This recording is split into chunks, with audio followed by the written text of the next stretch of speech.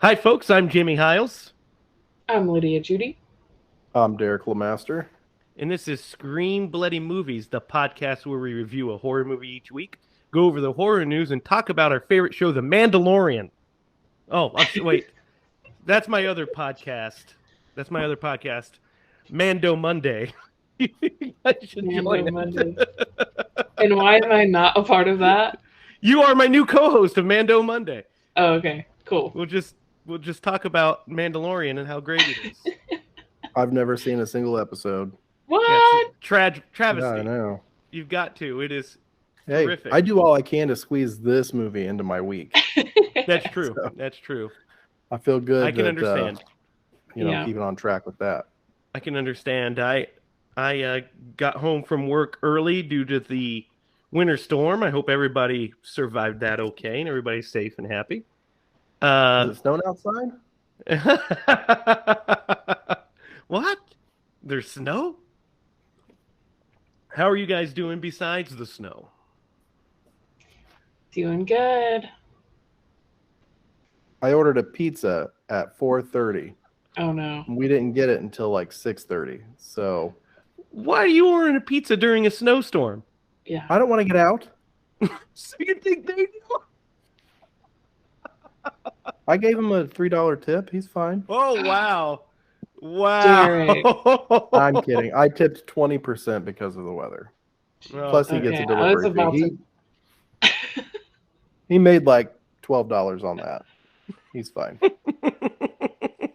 I was about to be so upset for that. I gave him $3. I was a delivery driver for several years. And Oh, I was too. You gotta tip more. Yep. Derek Oh, was man. at the good old Pizza Quick. Really? Yep. That was my favorite job I've ever had, actually.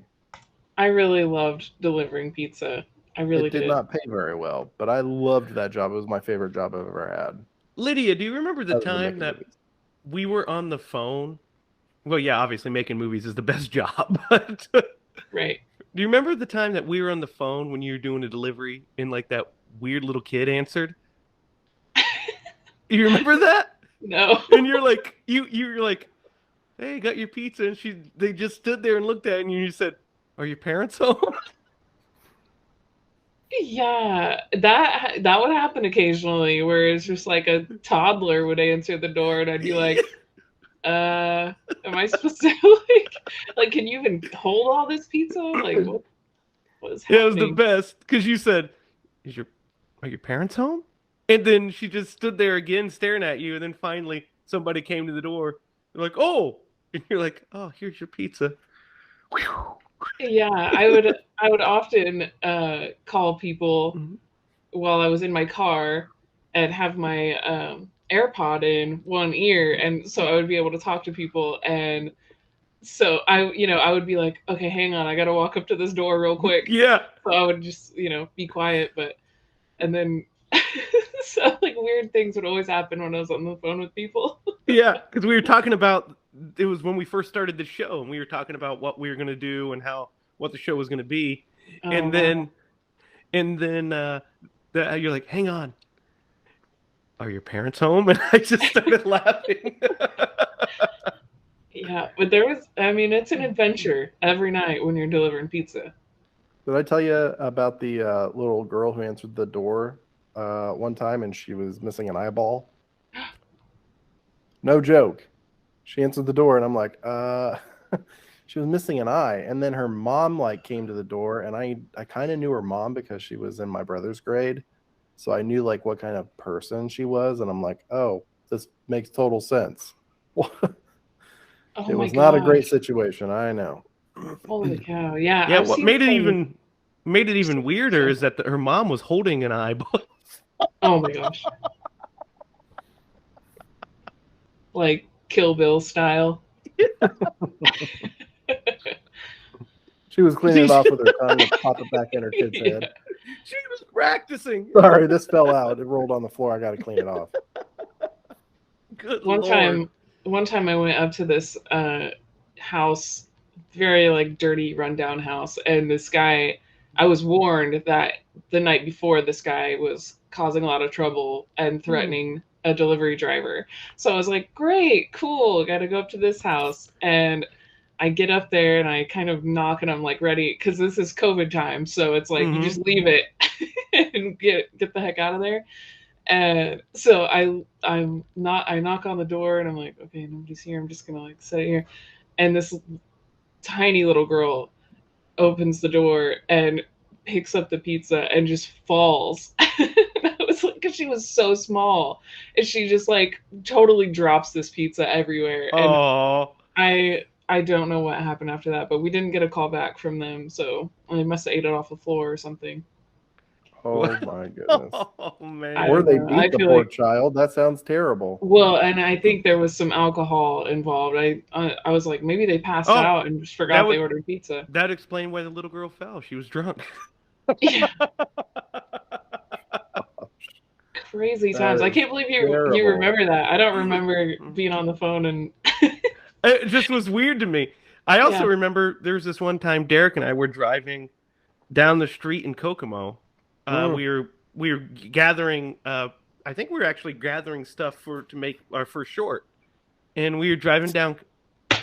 Pretty sure Street we in went to get Kokomo. lunch. When we said, yeah, we were on our lunch break, so we were going to lunch when we were writing or something, and we drive down the road and we look to our right, and there's just this little kid standing out in his yard in his underwear with crooked glasses. Crooked glasses on a little tricycle. oh, We were like, okay, let's maybe not drive down this road anymore. wow. Well, we had a string of like a couple of times where we went down this one road where every time we did, we saw something like super weird or strange.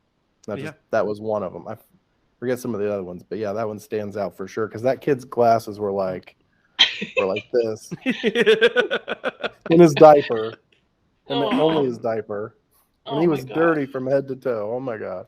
He was riding a little big wheel.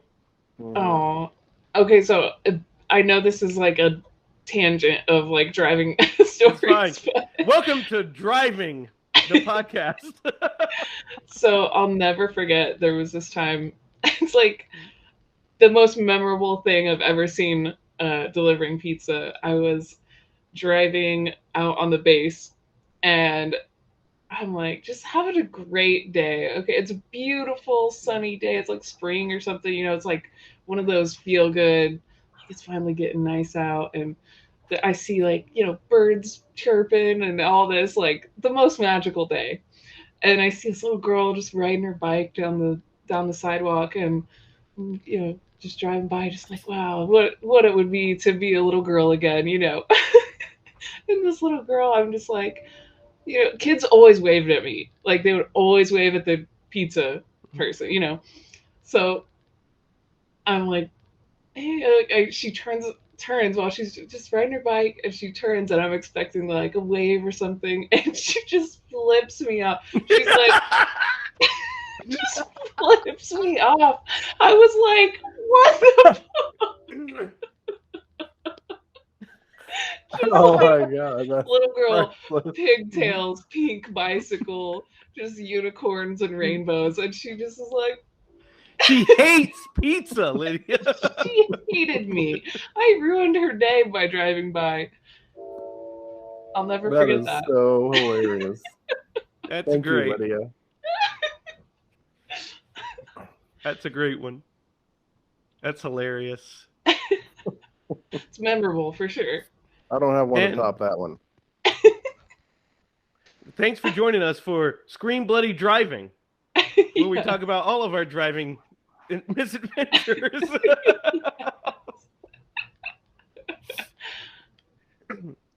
So, guys, I've got some horror news here, and one of them is a list of things. So we'll get to that one last, okay? I don't have a lot of horror news, but let's get into the horror news.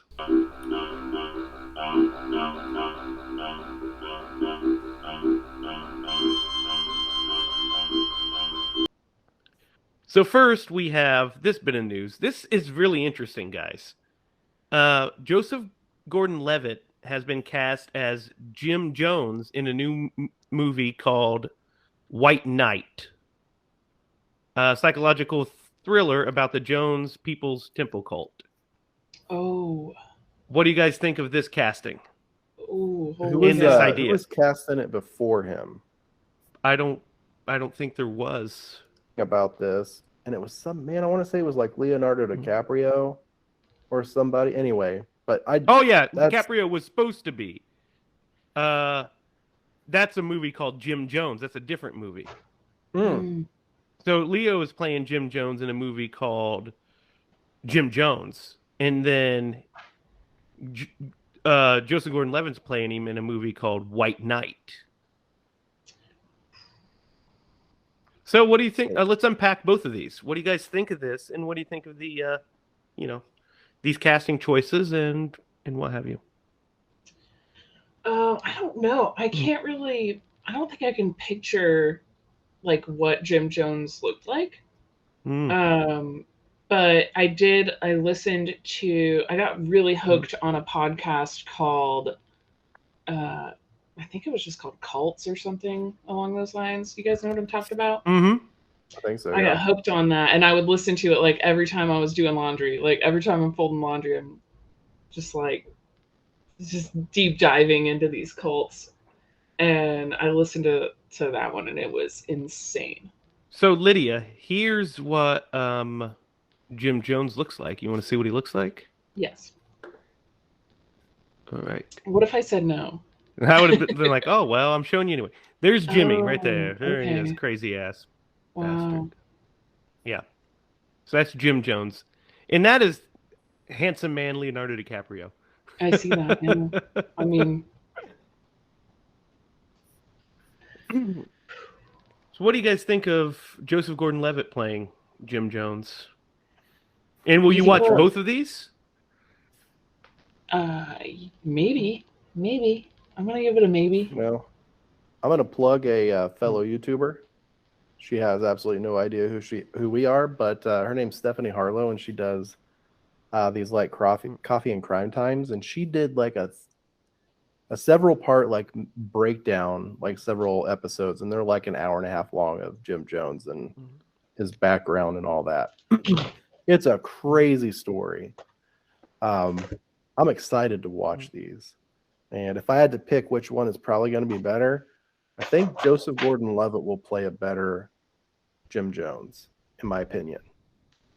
I don't know. I don't think anybody can play anything better than Leonardo DiCaprio. Right. I wouldn't bet against Leonardo DiCaprio for anything. They're both up there, though. I think they can both pull it off. Yeah, I think they'll both. Stephanie Harlow. I love listening to her stuff. She's so thorough. She does a really good job. I'm gonna check her out. Sorry for interrupting. Here, I'll put it in our chat that way. Yeah, we'll we have a chat. We do. We just don't use it because we use our voices. Yeah. Oh snap! All right, guys. It sounded like snarf right there. Oh snap! Oh snap! Oh snap! Oh snarf! So, guys, have you seen the trailer for the new Texas Chainsaw Massacre? Oh no, I haven't. Not since we watched it together. Well, there's a new trailer. Okay, so I gotcha. I haven't seen Is it terrible?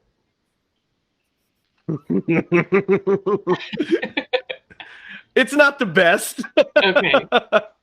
I mean, I figured.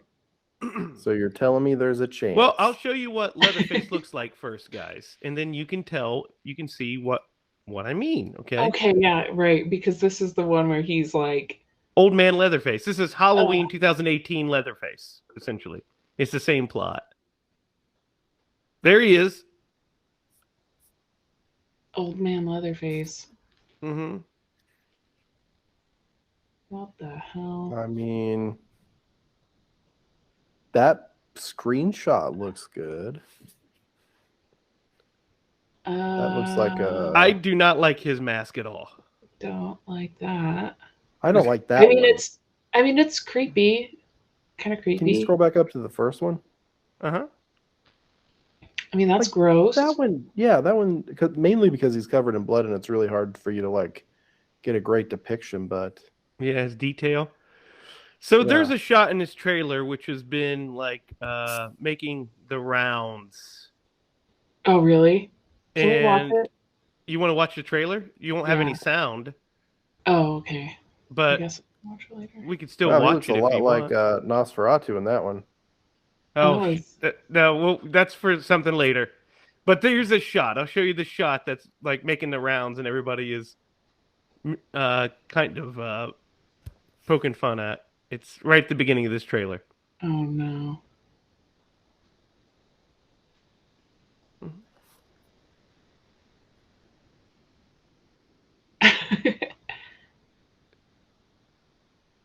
Oh no. I did not expect that at all. So amateurish looking. What the hell was that? You want Is to that a see it turtle? again? You want to see that bit again? No, like I can't eat was like for a second it looked like it was just a photo. So here's the thing. It is basically a photo. Okay, so I can see some movement, but So that's 100%. it's a still photo. Still, it's definitely CG'd in there. Like it's a CG deal. What the Um, hell? And so people have been. Let me show you like an actual better. Oh, that's so that's unbelievable. Genuinely. So there it is. Oh wow. Oops. It's nearly impossible to just get it. Look at a that. Yeah, picture. Look at that. Dude, you know who it kind of looks like? It kind of it was the diabetes guy. Oh my gosh. It looks like Rupert Brimley, but like as a zombie. So look at that. Like that's. Yeah, he's definitely not standing in that field, right? Right. No. I mean the scale looks way off for one. Yeah. I mean not way off, but like just a little Off. bit off. Yeah. So there's this guy on Twitter. I don't remember his name, but he's been pretty hilarious. photoshopping different people into that field every day. Love it. So you guys will have to watch man. the full trailer to get like the full effect of it.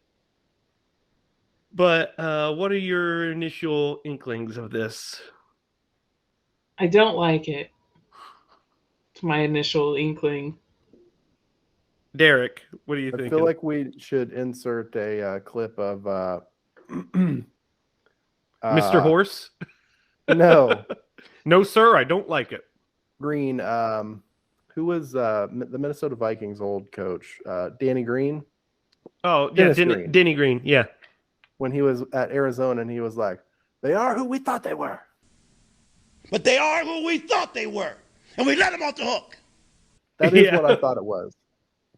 So there's another bit in the trailer that I didn't show you because it's you can't hear it. But he's attacked some people on the bus, and they all pull out their phones, and one of the guys says, "If you try anything, you're canceled, bro." Oh my god. Awful. So that'll be coming out later later this month on Is it the same director as Lumberjack Man? No, it's not. Here's the crazy part about it. Rude, Lydia. It's produced by Fede Alvarez. And we Oh. love Fede. We love Fede on the Yeah. show. We're Yes. huge fans of Fede. But he didn't write it. It's written by Thomas Devlin, and he didn't direct it. David Blue Garcia directed it. So the plot basically is that these people come there. They end up, it's a ghost town. They end up, feeling the wrath of Leatherface. And then Sally Hardesty, from the sole survivor of the original movie, comes back because she's been waiting 50 years for Leatherface. Sound familiar? I've been waiting for him. I've been hoping that one day he'll show up. It's very similar to I pray every night that he would escape so I could kill him. Yeah. It does. We'll see. We'll see. I'm going to hold out complete judgment till we watch it. It might be great. I doubt it's going to be great, but it might be. What are your thoughts, Derek? Yeah, I'm as skeptical as you could be. It's kind of like Jeepers Creepers 3. Ooh, yeah. Where it's Jeepers like Creepers 3 is beyond terrible. Beyond terrible. Well, I mean, we'll get, I don't know if we even get to the Jeepers Creepers because I don't like supporting good old, Victor. I know, and I was just talking about this week about how much I like that movie, but I just can't support it. Yeah, it's rough. Yeah, I like the concept. I really liked the first one when it came out. But, I can't, yeah. So we probably won't be reviewing those unless years down the road we change our mind, but I don't see us doing that one anytime soon. So our review of Jeepers Creepers 3 Scream Bloody Movie Universe is, it's terrible. 0 out of 0, 0 out of 10 pumpkins. So guys, there's a list of 10 Stephen King remakes and new films coming out. 10 Stephen King. You want to see this list? Let's see it. Okay. So yes, Derek, you were right. That wasn't Nosferatu. It was good old Barlow from Salem's Lot. Because Salem's Lot is the first one that's being made. It is produced by our hero, James Wan. Ooh. Made by Warner Brothers and New Line. Gary Doberman is attached to write the script and direct, which he did. He wrote the script for It, but he also wrote the script for The Nun. So this one, I'm not too disappointed in. What do you guys think about a remake to Salem's Lot? How do you feel about it? I'm excited. I'm into that. I think that it's not as iconic as a lot of the other Stephen King movies, the adaptations. So I think it'll do really well. And I think a lot of people might think that it's a first adaptation. Yeah, well, I mean, the other one was a miniseries, so it wasn't even a theatrical film. So this will be the first theatrical film. So I'm on board for this. Yep. I agree. We've talked about Firestarter. We talked about our feelings on that one. So we still feel that we'll be interested in that, correct? Mm-hmm. There is a Blumhouse TV is working on a limited series for Stephen King's Later, a pulp crime novel that has only just been released. So I don't know what to say about this. Sounds cool, right? I mean, new Stephen King material. So it's not a remake.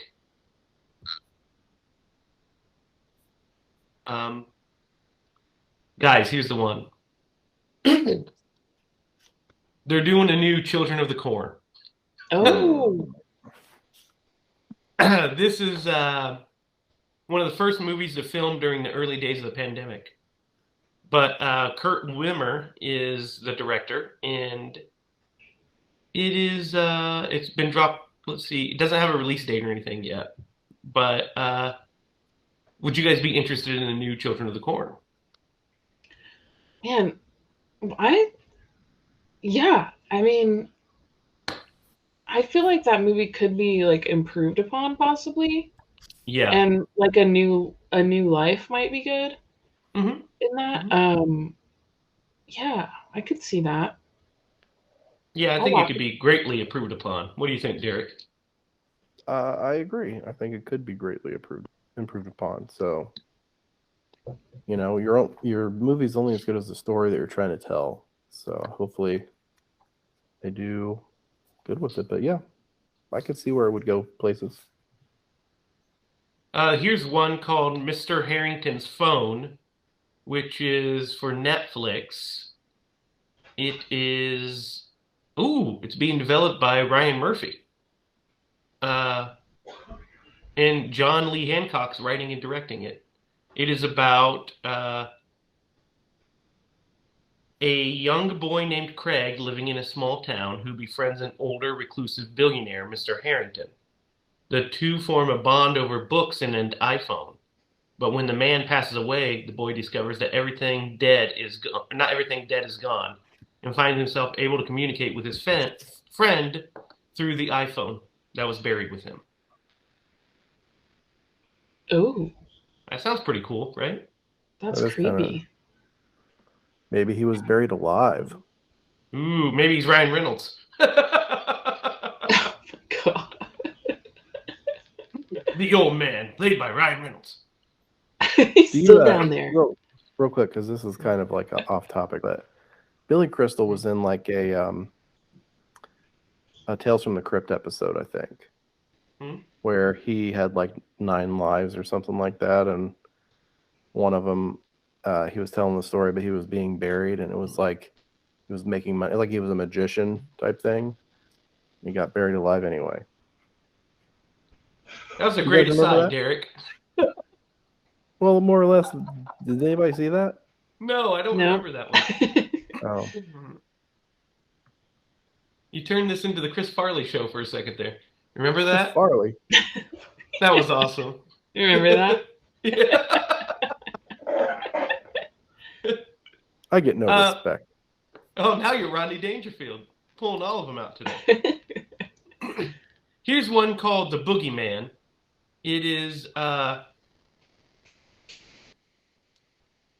made for Hulu. It is from one of Stephen King's early stories, published in 1973.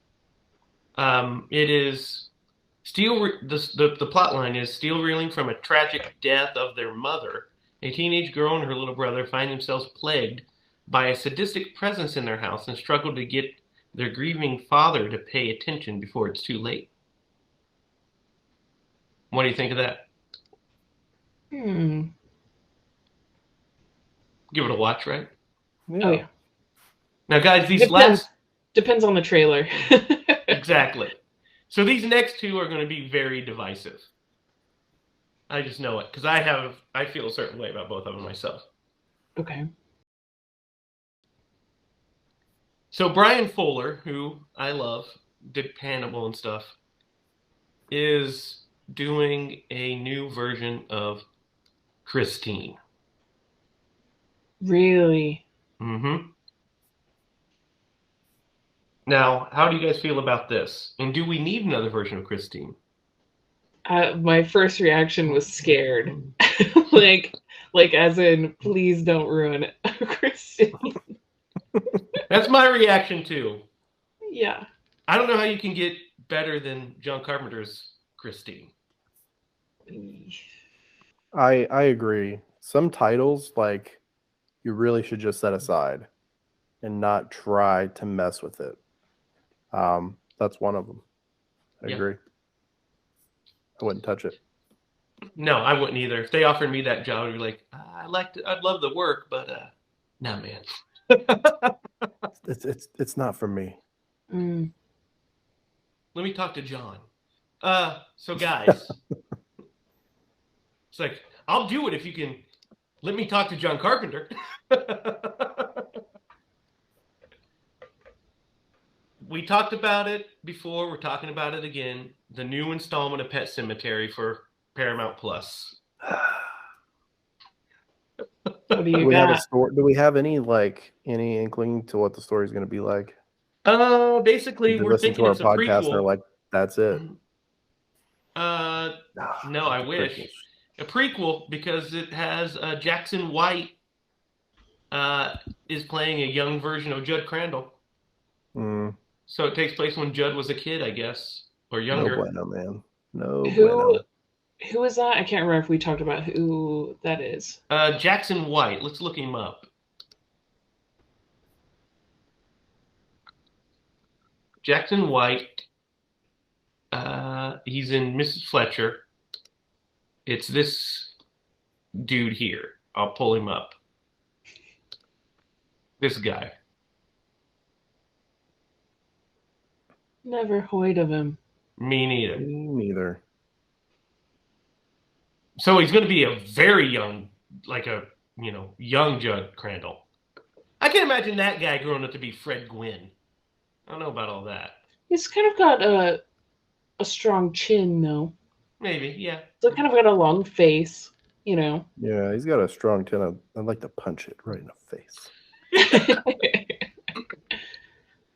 You said he's got a long face, and I always think of that old joke. Horse walks into the bar. Bartender says, "Why the long face?" Oh my gosh. If my dad was never listening heard of right that one. now. You love that one, huh? My dad, that's like one of our inside jokes since I was a kid, is that he would always say that joke to me. And I would roll my eyes. Dad, that's a stupid joke.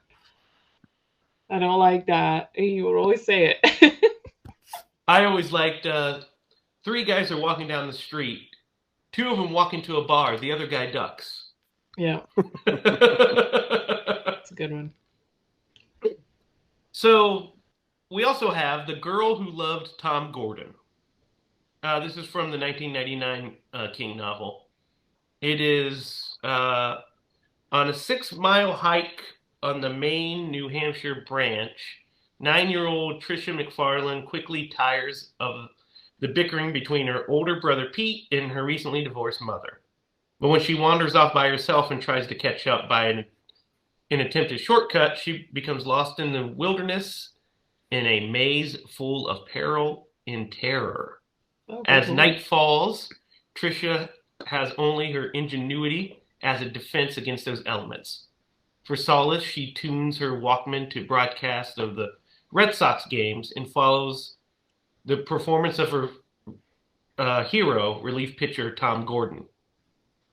And when her radio reception begins to fade, Tricia imagines that Tom Gordon is with her, protecting her from the all-too-real enemy. Oh, that sounds pretty. That sounds pretty good, right? Sounds pretty original. It sounds interesting. Stephen King, man, that's good stuff. Mm. That'd be pretty interesting. And guys, I can just tell you right now that I am not a fan of this next one, but I'll let you guys see what you feel about it. You ready? Mm-hmm. They are doing a new adaptation of The Running Man.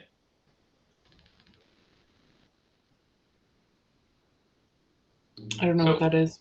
Interesting. Classic Arnold Schwarzenegger movie. Don't think I've ever seen it. So here's the thing. I was not a fan, right, when I read that news.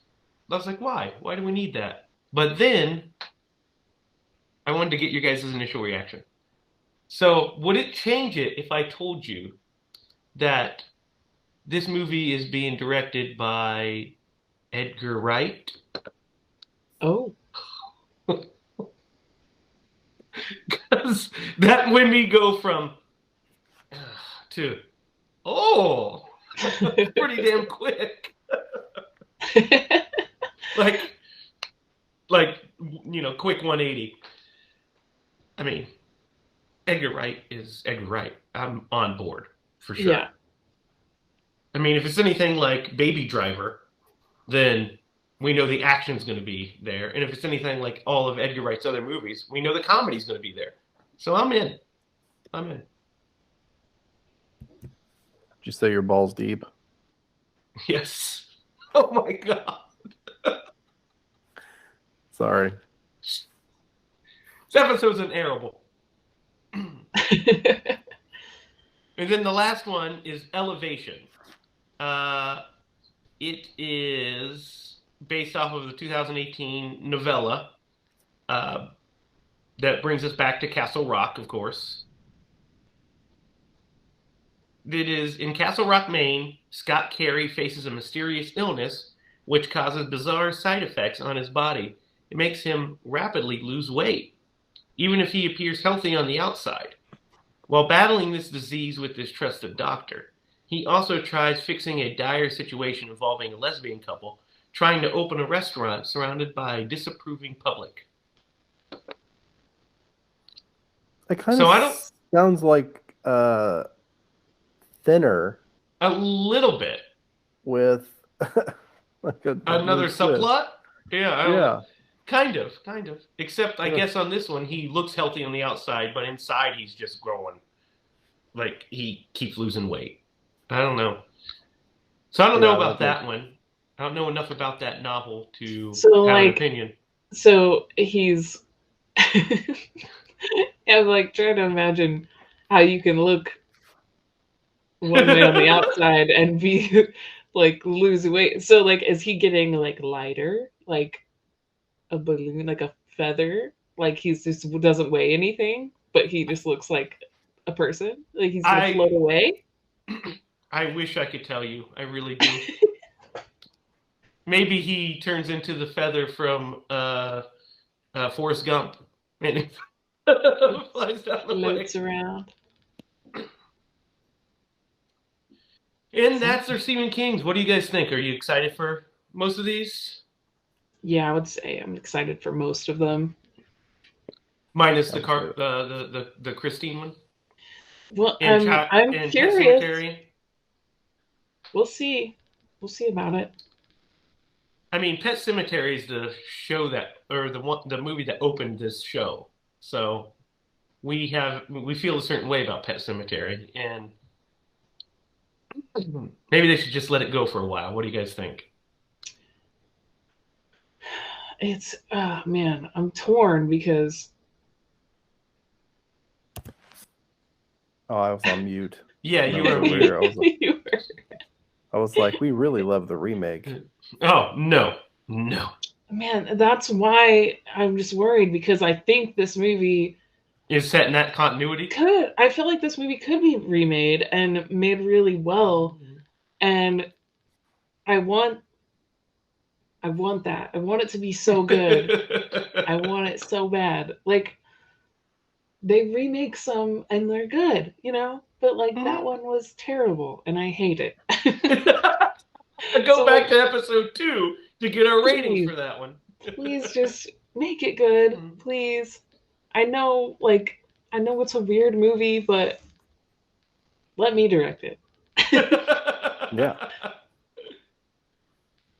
So guys, enough with these chitty chatty little tiny baby child's play games, because we're getting into it with 1988 Don Mancini written and Tom Holland directed little, I would say, thriller child's play.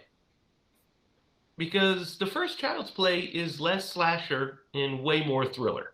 Mm-hmm. Wouldn't you guys agree? Yeah, I don't know. A little bit of both. Yeah, it was definitely thriller, but this was one of my points. This movie is legit, like, kind of scary. Yeah, it's a way more psychological thriller, this movie. It's pretty suspenseful suspense thriller. Mm-hmm. So let's go around the horn and let's talk about our experience with Child's Play. Let's start with you, Lydia. This obviously isn't the first time you've seen Child's Play, yes? Right. I've seen it several times. Don't know how many. I think the first time I watched it, I was probably in high school. Saw it on TV, put it on, watched it. It was like, oh dang, this is better than I thought it was going to be. I was hooked, caught my attention. And I've seen it a lot of time. I think I watched it already like probably 3 times last year for some reason. Derek. So picture it. 1988. I'm 5 years old. I did not watch this movie. I don't know when I watched this movie for the first time, but I can tell you that I was pretty young, and I haven't seen this movie in probably 15 to 20 years. Like I've seen a lot of the sequels. The sequels and the more modern ones, but I haven't seen this one in quite a while. So, yeah, I don't remember the first time I watched Child's Play either, because it's just kind of one of those that's ingrained. It's been in my life for so long. I do know that I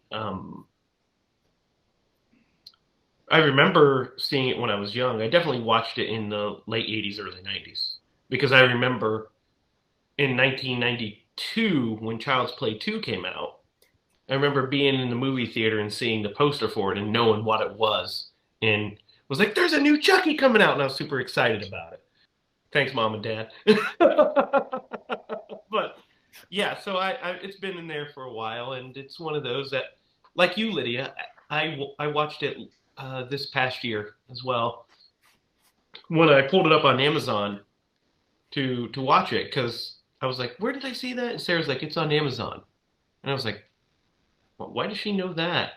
And I pulled it up, and it said, you know, resume or start from the beginning. I was like, because I just watched it not too long ago. That would be why. So, yeah, it's one of those. I remember a good time I watched it was over at my friend's super haunted house. And that was, it was on in the background one night, and like I was by myself, I was house sitting, and I was watching it, and I went into the kitchen I was making dinner, and I went to the kitchen to go make some dinner, and I remember standing in the kitchen and feeling like somebody was watching me from behind, and I felt like the hair standing on the back of my neck. I finished making my food and like ran into the living room and sit down, and I was like, I'm still going to finish watching Child's Play, apparently. Like, so I just watched it. I've got a funny story about Chucky. Yeah, what's that? We had a doll once that I don't think it was Chucky. Maybe it was, but it was looked not a lot like him. It was a My Buddy, I guarantee it. Probably. But I remember I went out the back door of the house we were living in, and I ran around the front of the house, and I put the doll like right in front of the door, and I rang the doorbell, and I ran back out and went back into the house as my sister was coming down to answer the door. Was and she scared? Scared the bejesus out of her. It was hilarious. My brother He still Zachary has a fear of that doll. My brother Zachary used to have a My Buddy doll. It had blonde hair. But besides that, it was a Chucky doll, essentially. And that thing, he used to carry it around, and then when he got older, it freaked him out. It was just kind of stuck in his closet for the longest time. I was like, man, those are hideous. So we'll get into good guy dolls here in a second, because this movie opens with the great Brad Dourif. Let's talk about Brad Dourif right at the beginning here. So Brad Dourif is a legitimately great actor. I think he's a great actor. Yes. And agreed. He is legitimately great in this, not only in this role, but as the voice of Chucky, but he's great as Charles Lee Ray at the beginning of this movie, because he goes through this huge range of emotions. And so we see him being chased by the great Chris Sarandon, who I love as well, from Fright Night. Princess Bride. And Princess Bride, playing the great, he's playing Detective Mike Norris. And he's chasing Charles Lee Ray down, and they're having a shootout, and he ends up hitting him, like in the side. And Ray breaks into this toy store to hide, and he gets shot again by Norris, and like it just right in his chest, and he's like bleeding out. So he starts saying like, I'm dying. And there's this great moment where he realizes it. There's realization on his face, and he's like, I'm dying. He can't believe it. And then he gets super angry and says he's going to kill the buddy that drove off in the van on him, his getaway driver, Caputo, and Norris. He's going to kill them both and get them. And then he says, I've got to find somebody. I've got to find somebody. And he ends up falling over into a giant stack of good guy dolls. And he pulls one of the good guy dolls out of the package and puts his hand on his forehead and starts doing this chant. And clouds start forming above overhead. And then lightning strikes the toy store and causes this huge explosion.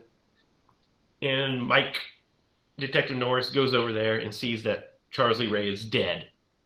And that's our opening. What do you guys think of the opening of this movie? I love it. I love Brad Dourif. Yeah. He's so good. I every time I see this beginning, it just reminds me, like, it's like somehow I forget that it's that good, but I'm just like, dang, I love this opening. Mm-hmm. I just love it. What do you think, Derek? I agree. I like this opening scene like paired with the next scene is like the two sides, right? You've got the evil and then you've got the innocence.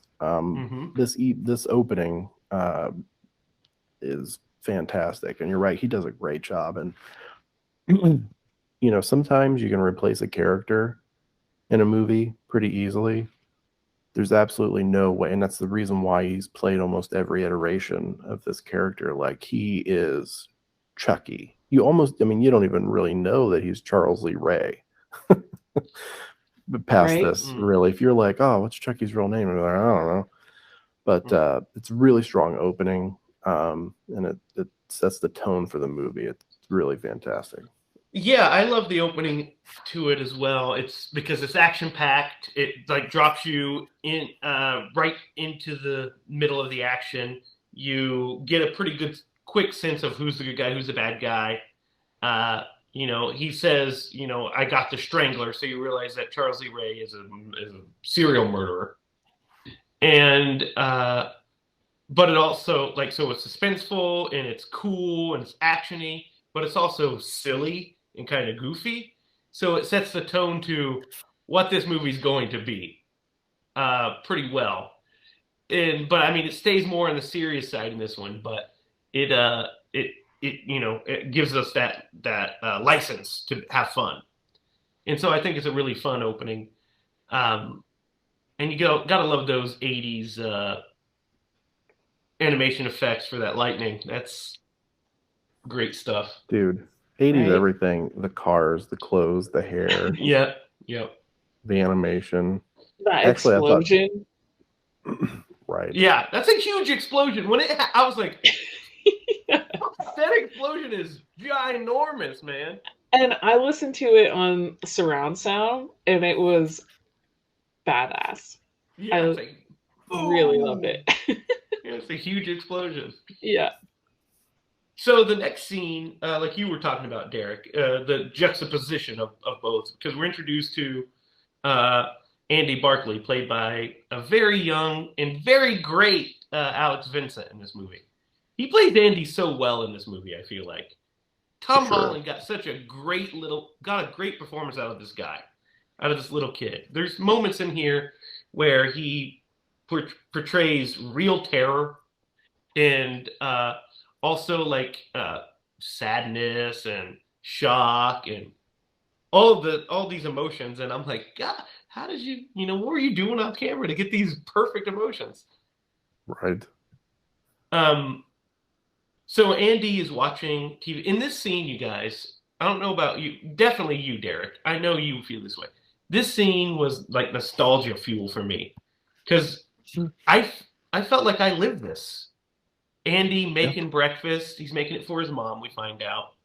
But he's making breakfast, watching cartoons in his favorite pajamas, like from his favorite show, watching his favorite show, wanting the toy for his favorite show. I was like, this was my life. I lived this. Do you feel that there's way? so much. Yeah, for sure. There's so much about that scene that like really gets me. Like the cereal scene is great and it's hilarious. And I remember like back in the day, I used to shovel Sugar, yeah. sugar onto my sugary cereal. Mm-hmm. Him like making a huge mess, and we made my mom breakfast in bed one time because we like stayed up all night.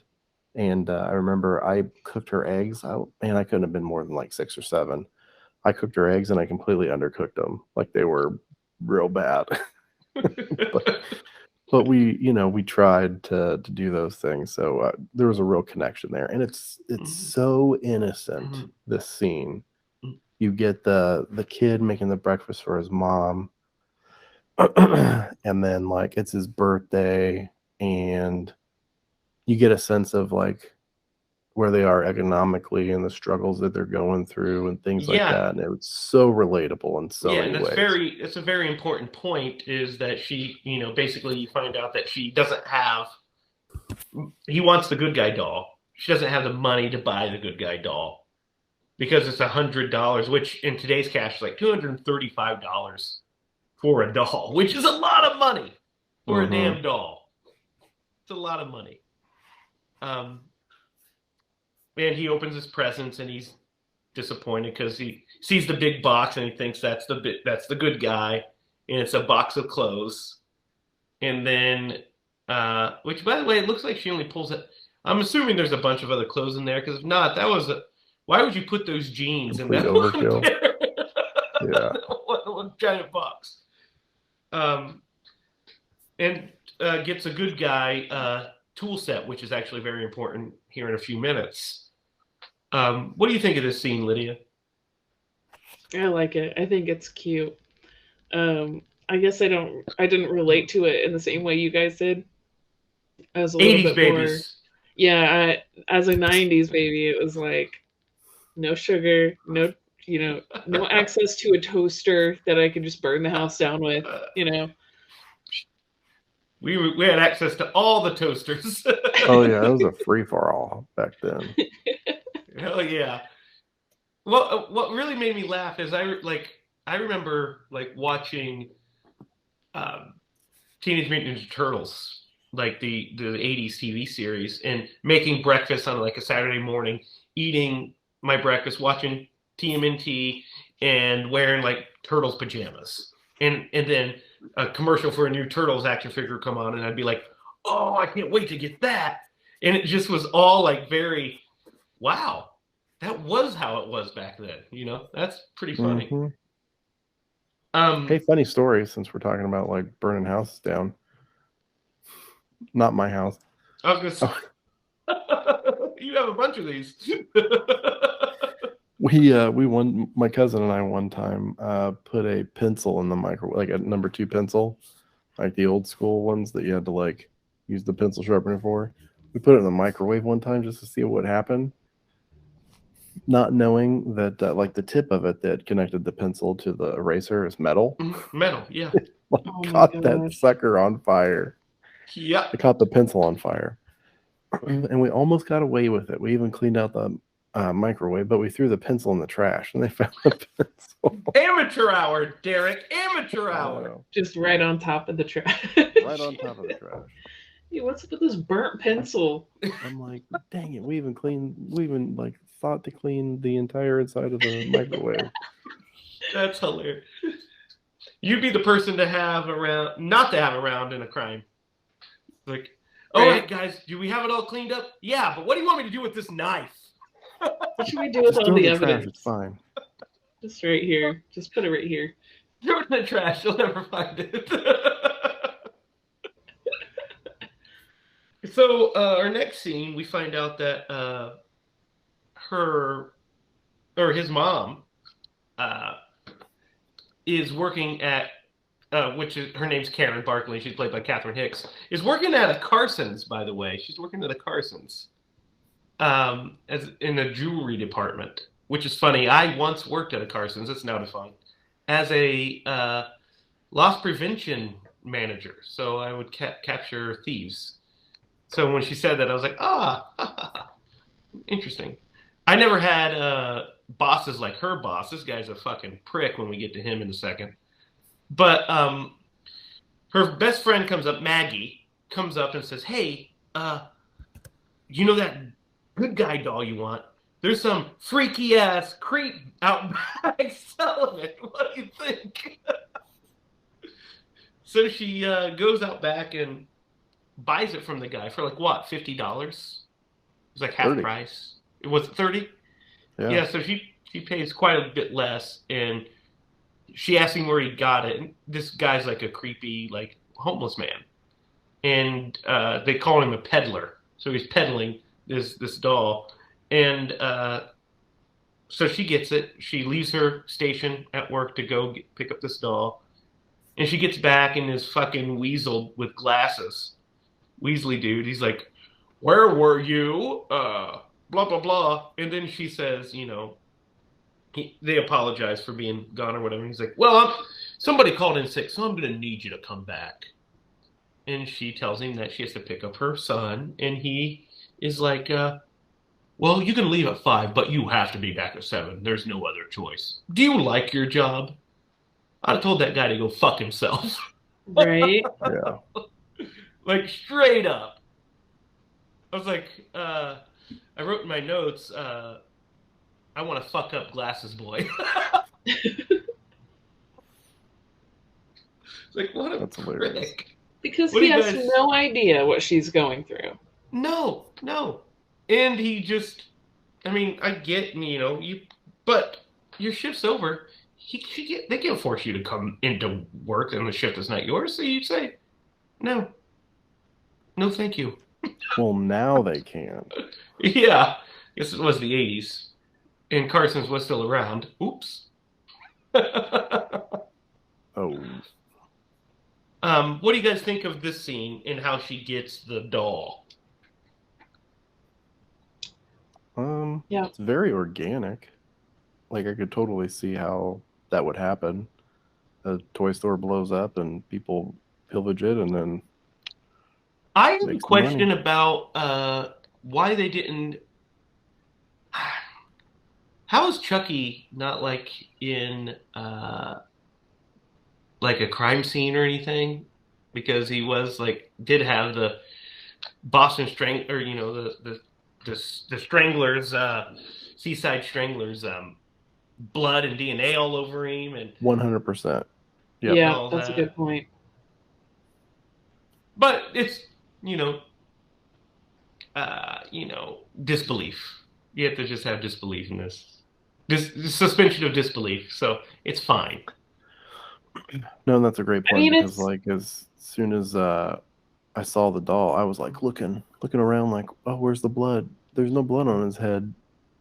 You know what I mean? I get where you Yeah. come from. Yeah, Go ahead, Lydia. it is a good point. But yeah, it's kind of like, I don't know, I lost my thought. Sorry. They just needed. Yeah, I don't know, go ahead. They just needed. I mean, they needed a way to do it. And I think it is an organic way. This peddler just looted this toy store after it was, blown up, and that's all fine. But yeah, I was like, they have taken that doll because of everything. And wouldn't it have? I mean, did this peddler clean it up, clean all the blood off of it? I don't know. But either way, she now is in possession of Chucky, clearly, and takes it home to Andy, and he's super excited about it. She lets him open it, and he immediately starts, talking with Chucky. Like, he opens it before she gets there, which comes into play later, which is very important. Takes him out of the box without her. So, her friend Maggie says she's going to babysit him. And what do you guys think of this next scene here with the babysitting scene? When they're watching TV and we come across the news broadcast that Mr. Caputo, what the hell's that guy's name? Caputo, yeah. Caputo escaped, and Chucky wants to watch the 9 o'clock news. Yeah, and he like turns his head. Yeah, Looks at the TV. yeah, so cool when his head just turns, Yep. right? Yeah. Those little those little bits. And then that's the first sign. That's the first sign that you have that the transformation worked. Mm-hmm. Yes. Yeah, and it's kind of natural. I mean, back then you only got like 3 or 4 channels, so that it would be playing in the background and you're ignoring it, and then Andy's like, he wants to watch the 9 o'clock news, and she tells him no, he'll brush his teeth. Which he does when he's brushing his teeth. It's hilarious. He's got it all over him. He's just going to town. She's like, Andy, are you brushing your teeth? Yes, Aunt Maggie. So the TV turns on, and good old Chucky sitting in the chair watching the news, figuring out that Caputo escaped. And she, of course, thinks it's Andy, and she yells at him and scolds him for disobeying her or whatever, and tucks him into bed. And, she's kind of mean about it a little bit. Kind of mean about it. He is kind of mean about it. Little mean about it, yeah. I was like, I mean, come on, man. What's the harm in him staying up? I mean, come on. Man, it really got me whenever she puts the two of them in bed and he like leans over to cuddle and he gives Chucky a kiss. Mm-hmm. Like if I were a maniac, crazed, killing person who got put into a doll and a little kid like snuggles up to me and gives me a kiss, I'd probably change my ways. You'd be like, I'm a doll now. Yeah, I'm a doll. You know what? I'm just going to give up that life of crime and death. You know what? I'll be your friend to the end. So anyway, you're right. It is cute. But what's not so cute is what happens to Maggie next. So she's...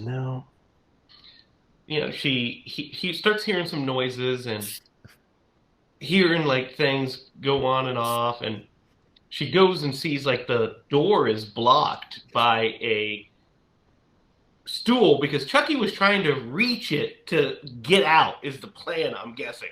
He's trying to just get the fuck out of here. Mm-hmm. And then Andy's mom calls and she talks to her and tells her everything's fine. And then right after that, she is hit in the face with a hammer, a little tiny hammer, falls back 45 feet. At a velocity that is great enough to throw you out of a window. Yeah, to smash her out of a window and smashes a car, obliterates a car. What do you guys think of the first death scene in this? It's pretty freaky. I like how it's all shot where it's very suspenseful. Mm-hmm. And she, you see like she's sitting there on the couch like reading or something, whatever she's doing, and she like sees something kind of move behind her, and she turns like, what was that? And yeah, it's really, there's just something about like that relatable of like the suspense of like, is there someone, like we were just talking about, like I just feel like someone's behind me, but like you would never, like as an adult, you would never think it was a doll that's running around.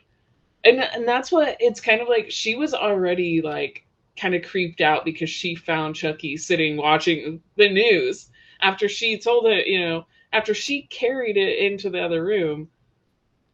And I feel like it's not super clear that that's why she's kind of being like strict, because she's like it freaked her out. She was like, Yeah. So I like all of it, and the music starts making you feel that like panic a little bit, tightening the rope. Oh no, yeah. But yeah, her falling, it's pretty far. It's a pretty far fall. Mm. And I don't know how they did, like if they actually had a stunt person jump out of that window. Oh, they 100% had a stunt woman jump out of a window onto a bag. Mm-hmm. And then they had a dummy fall onto that car. Mm-hmm. That's all practical stunt work. That's cool. The way it was done in the 80s. Yeah. It's like, I want somebody to fall out of that window. You know how we're going to do it? Have somebody fucking fall out of that window. Oh man. What do There's you only think, one Derek? thing about there's only one thing about this scene that I don't like, and that is the ground that she has to cover from the point she gets hit to the point she goes to the window, and then like how she goes out the window. You know what I mean? She jumps. The physics is Yeah. not there. Yeah. I mean, the But- editing was a little off because, I mean, they had to make it all cut together. Yeah. But And I'm the blocking nitpicking. of her being, here, they had to get her to fall out the window. But, I mean, how do you do that naturally? It's kind of hard because if you got hit in the head with a hammer, you would go, Right. what the hell? Yeah. You wouldn't go. Especially like a little tiny hammer from like a doll. Yeah. It wasn't a real hammer, it was a toy hammer. Oh. Yeah. To make you go flying out of a window. Yeah.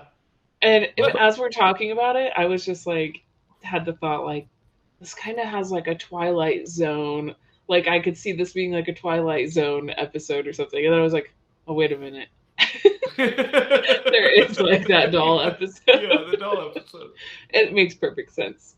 So, yeah, I think the reason they had her fall out of the window is twofold. One, it's a great image, and it looks great. Mm-hmm. And secondly, they need a reason for people to call the cops. If she was killed in the apartment and Andy's in bed, nobody's going to know until Andy's mom comes home. So they need a reason for people to know that something happened. Mm-hmm. Oh yeah, no, that small critique was more or less the editing of it, but like the way that the scene is set up, everything from the introduction to the hammer, like in one of the previous scenes, to maybe they could have done it to where like he pushes her and she's like towards the window and she trips and falls out. Would have been maybe a little more natural, but they wanted it to be more like, visceral. So it's fine. Yeah. I still like it. Yeah, It's fine. I don't have any issues with any of that. I thought that all the decisions that they made to get her out the window and setting up the police being called and the mom being brought in, I thought it all flowed very well. Yep. So What do you think about how when the mom does come home and she just like runs in the apartment? yeah. I'm always like, why didn't anyone even try to stop her from like running through this house? Well, I think it so. should be a crime scene. Well, the apartment Kind of. itself isn't. So I don't have a problem with them letting her into the apartment because people live there, Right, and it looks like an accident, so it's not really. Yeah, so they're just there investigating. But what is funny is she just like kind of goes into her apartment and just kind of goes in. Nobody's like secured the perimeter. Be like, ma'am, blah blah blah. It's just like she goes in and then she's like, Andy, and those cops are just like, huh? And the fact that Andy, who could that possibly be? The fact that nobody greeted her and said, hey, your son's okay. She has to go clear through the house to build the suspense, obviously. Mm-hmm. But she has to go clear to the house and finds Andy okay and sitting with, Detective Norris. And we get like I like how Detective Norris is immediately like suspicious of Andy. He knows something's off. He knows that he doesn't believe it's an accident. But why would you think a little kid murdered this woman? The little footprints. The little footprints on the counter. Yeah. Why was all that flour on the counter? Does it show that? I don't know. I might have missed that. Was that from when Andy made breakfast earlier? Did she not clean it up? No, I think she knocked it over when she it. fell out the window, didn't she? Oh, okay. That makes sense. Did she? Well, I missed it. But he had to get on the thing to hit her down, so I thought maybe she knocked it off before. I don't know. Either way, the little footprints is a good touch because it does incriminate Andy. Yeah. Except I don't think Andy's shoe size and Chucky's shoe size are quite the same. Well, not only that, the imprint, because on his pajamas, they're more or less like there's not a lot of depth to it. So I don't know that you would Right. get that pattern in the flower where a shoe has like depth to the tread. Yeah. But we're getting real into it. But so yeah. That was my thought too, though, when I watched it. It was like that those little pajama pads wouldn't make that. Yeah, that's insane. Trust me, I wear feety pajamas every night, and I don't ever leave footprints. Yes. So yeah, basically he looks at his pajama bottoms because he's like, oh, what do you got on your feet there? Because he said, I checked all of Andy's shoes, none of them match. He's like, oh, what do you got on your feet there? And as soon as he starts looking at, the mom's like, get the hell out of my house. My son didn't do anything. Just get him out. Get him out. What do you guys think of this scene setting up like Detective Norris's story moving forward? I'm trying to figure out if this, like, where does he kind of start to put things together? It's not till later. Yeah, it's after he gets attacked, essentially. At this point, he thinks she's crazy. Yeah. Because she figures it out. Mm-hmm. Yeah. So what's great but is... he knew, because he knew, something about where the doll came from. Well, he doesn't know yet. He doesn't know that yet either. Okay. Yeah, Mike... Yeah, and I think Norris knows nothing. Yeah. She doesn't necessarily... I don't think that she suspects. She wants there to be something wrong with the doll because and she doesn't all the signs are kind of leading up to... So, yeah, and that's at the end of this scene because she doesn't even... The doll's not even entering the mix until Andy comes back after he sees the flower on his feet, on Chucky's feet, and says, I know who was on the counter. It was Chucky. That's right. Yep. It was my doll. And she's, he's like, okay, good night, and leaves. And then she starts having a conversation with Andy because she comes in and sees Andy's talking to Chucky. And she's like, does Chucky talk back to you? And he's like, yeah, and he said, what does he say? He said, Aunt Maggie was a ungrateful bitch and she got what she deserved. Oh, that's priceless. Why did you say that? I didn't. Chucky said it. And, he kept saying, basically at that point, she's like starting to think that something's wrong with him. You know damn well there's nothing. Chucky doesn't say anything. Chucky's a doll. He's a doll, Andy. And then when he goes to leave, or when she goes to leave, she stands outside the door to try to hear anything. And he says, she didn't believe me, Chucky. And he looks over and sees her footprint, or her shadow underneath the door. So he pretends to still be a doll and says, I like hugs. And then he says, good, me too. And he hugs Chucky and falls asleep. And Chucky goes to sleep. And the next day, all the kids are taking their good guy dolls to school.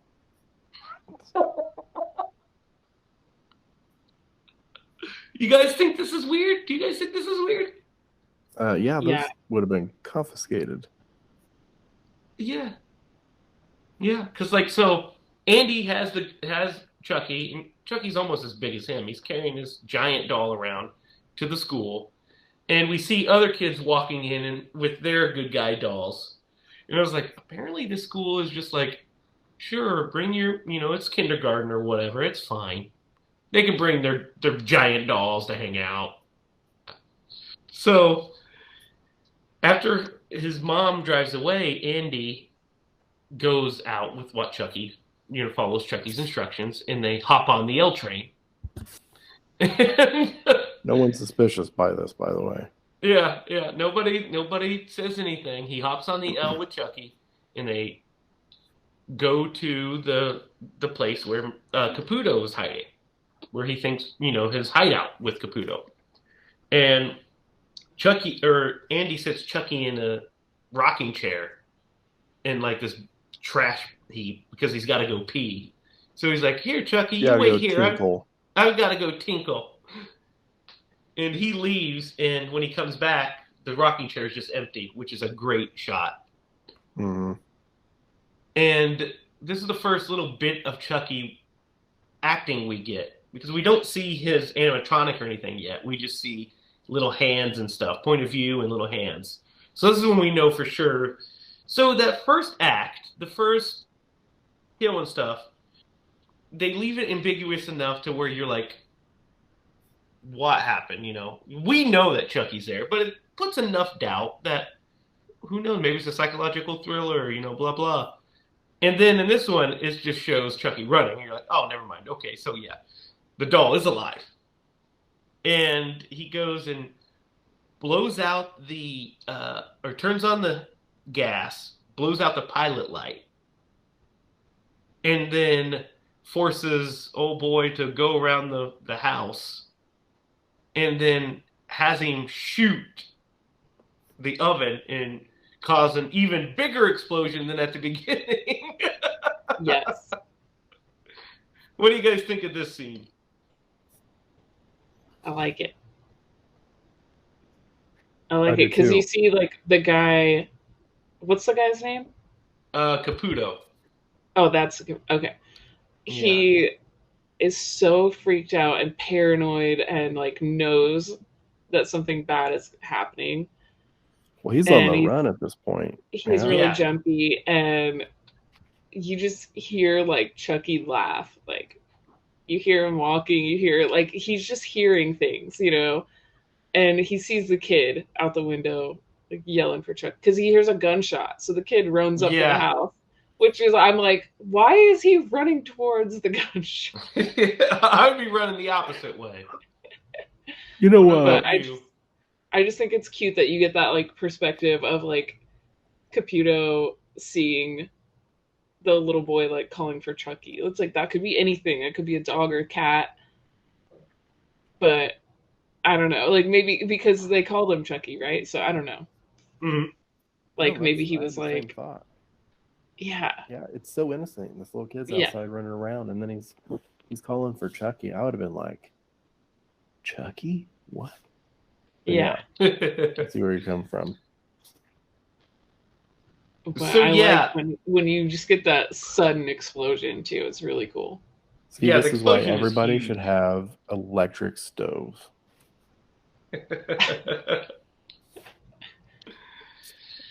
So, basically, the police finger Andy for this crime. They think that he did it. They find evidence that links him to it, and he's in the police station being questioned, and they think he tells them it's Chucky. Chucky did it. It's Chucky this, Chucky that, and they're like, there's no Chucky, blah blah.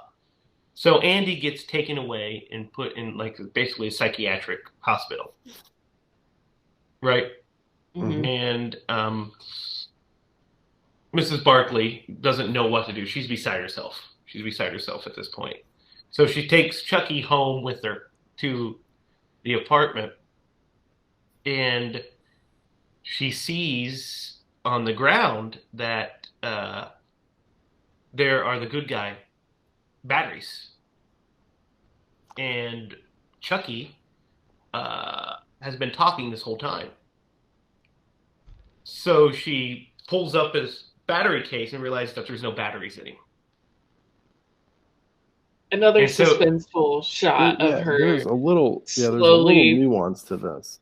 Yeah. Because when she gets home and she is like shaking the doll, at this point, I felt like she was more or less trying to convince herself that her son wasn't crazy, right? And she wanted so badly that this doll to actually like be alive.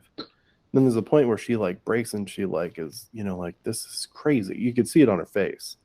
She goes to throw the box away and the batteries fall out and fall into the ground. And that's when it clicks like, oh shit. yeah, Yeah. like, oh, maybe I was wrong.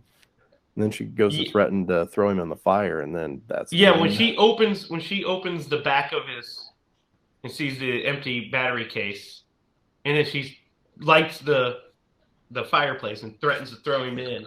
When Chucky comes alive, what do you guys think of his animatronic?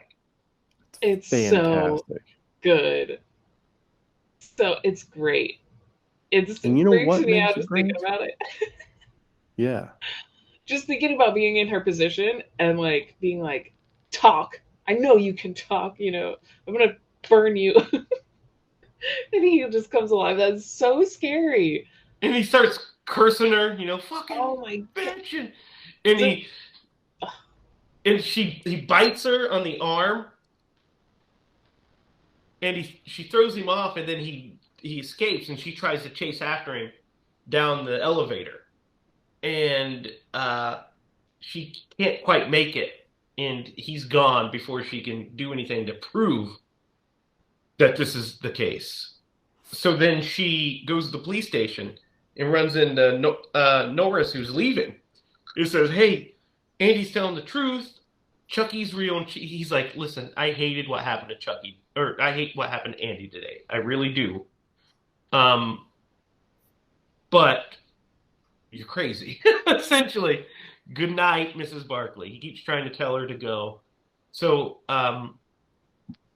she says she's going to find out who the peddler is, and heads out. And once he says, "Hey, that's a bad part of town. Don't go there at night." So she goes anyway, and she's surrounded by a bunch of homeless people and a bunch of different people on the streets, and she keeps asking.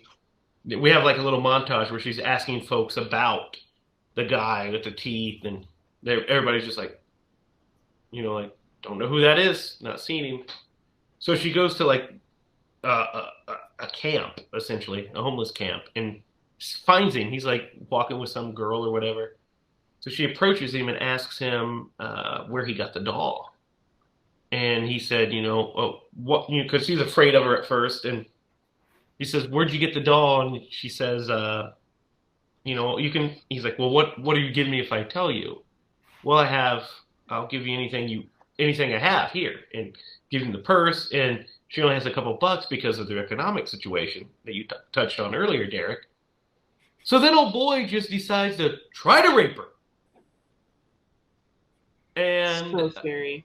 And then Norris comes and, kicks his ass a little bit and sends him and has him tell her the questions.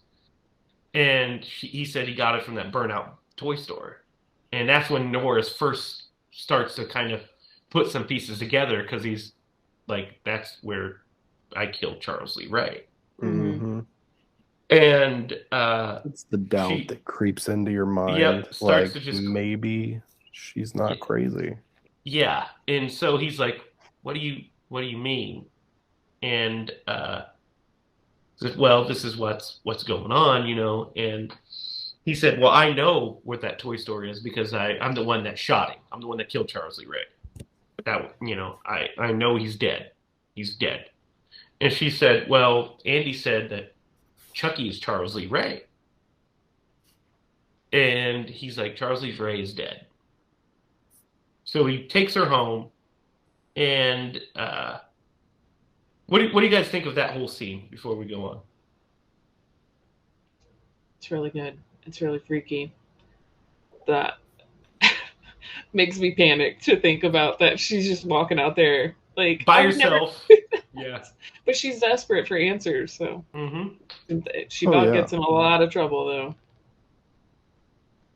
Well, and it also tells you a lot about the character of the police officer, right? Because he easily could have been like, "Oh man, whatever, lady, do whatever you're gonna do." But he's a good cop. Yeah. So he follows her to make sure that she is safe. Yeah, he wants to get her home. He doesn't want anything bad to happen to this woman. Yeah, and go ahead. Go ahead. No, go ahead. I was so. I don't want to get too ahead of. I'm so impressed with the storytelling of this movie. Even up until this point, I just want to throw that out there. It surprised me how well this movie was done. Anyway, so Norris goes to the police station, and because she says after he drops her off, she says, "Remember the first thing you told me when we met was you don't like loose ends. Well, I'm a loose end." And he's like, "Good night, Mrs. Barkley," and drives off.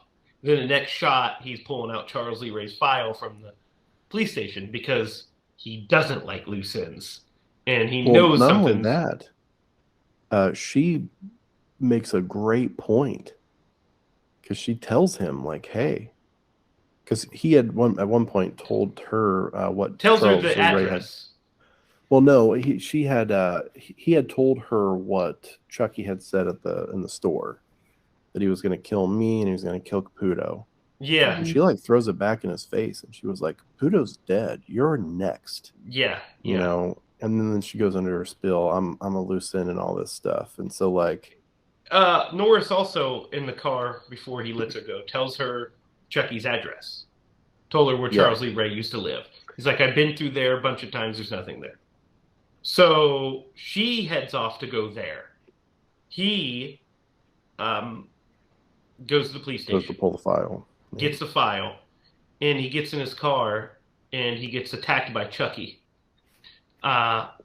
This is where we first see the animatronic Chucky, like, acting without, just that one scene with her. But this is where we see it in action. Like, he starts strangling him with a jump rope. And he uses the lighter to burn his face, which is so great. And the way the doll screams when he gets burnt is awesome. So scary. So cool. So he burns him, and he ends up crashing. After there's that cool bit where he's stabbing at him with the knife, and he's like having to like dodge the back of the seat and then underneath because Chucky's under all of those areas. Crashes the car, and then Chucky, he pulls out his gun, and Chucky tells him, "You can't hurt me, Mike. It's no use. It's pointless. You can't do anything." So he finally shoots him, and it hits Chucky, and it hurts him, and he runs off. So then Mike, what do you guys think of that attack scene, first of all? Really good. Yeah. Really impressive. Some great stuff. I love the way it's cut. I love the cutting of it. And the way it's shot. It's really fun. Some really fun stuff. They heavily rely on the editing and the cutting, and I mean, you have to get that perfect for this movie to work.